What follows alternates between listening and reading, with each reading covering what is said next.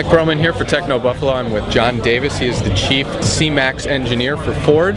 And John, you're going to run through the C-Max Energy. And what is it specifically about the Energy that is different from the hybrid model? Sure. What the C-Max Energy does, it's our first production plug-in hybrid. We basically use a lithium-ion battery that has greater storage capacity, therefore greater energy. So we begin to blend the capabilities of a full electric vehicle with a traditional hybrid and get that best of both worlds, so that we don't have the range limitations that a true electric has. And then as soon as we get to a depletion level on the battery, now we go into full hybrid mode. Of course, that's done seamlessly. Now, what are we talking about for driving range?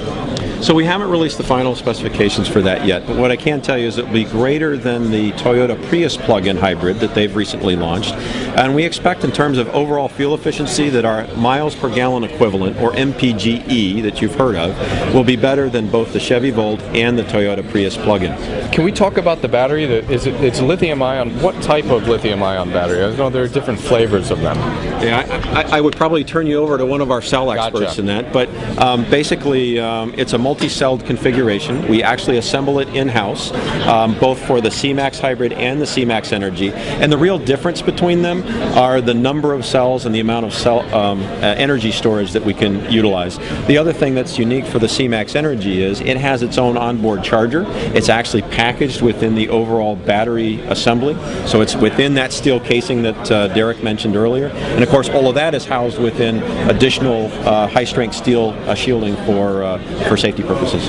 You also have some other technologies, regenerative braking, and there's also an exhaust heat system. Right. How do both of those work? So in a normal car, you'd press on your brakes and two things would happen. Your car would slow down and you'd basically be creating heat. In the case of the hybrids, both the C-Max Energy and the C-Max Hybrid, we're utilizing the propulsion system and the transmission to help slow down that vehicle, and it's actually providing the mechanism to recover the energy and basically work as an alternator or generator to charge that battery up while you're slowing the vehicle. That's what makes hybrids particularly so effective in city cycles, right? You do a lot of braking, a lot of stop and go effort. Okay. The other item you asked about was the engine heat recovery. We're doing that from the standpoint of being able to pair heat off of the exhaust manifold.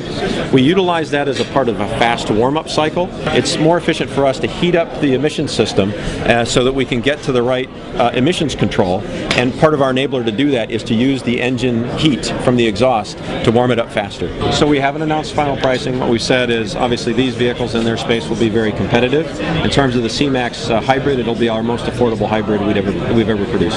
So I've been talking with John Davis, Chief Engineer of the C-Max, the rumored Prius killer, but that's off the record. All right, so this is Mike Broman from Techno Buffalo. Thanks for tuning in.